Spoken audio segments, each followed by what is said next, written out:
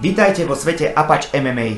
V tomto dieli sa spoločne pozrieme na zápas Lea LG Grutku, zápasníka Dracula Monaco Pet Gymu a môjho dobrého kamaráta a sparring parťáka. Aby som dlho nechodil okolo horúcej kaše, poďme sa teda spoločne pozrieť na to, ako to vyzeralo na Heroes Gate 31 v Prahe mojimi očami.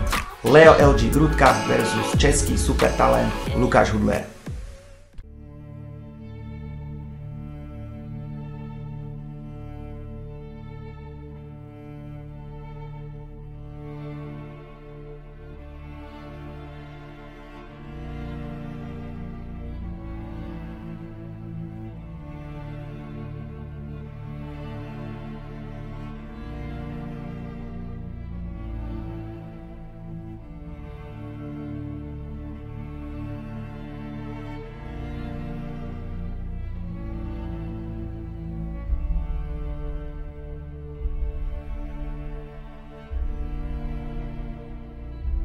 Čiže sme sa špecializovali na K1 teraz, takže tešíme sa.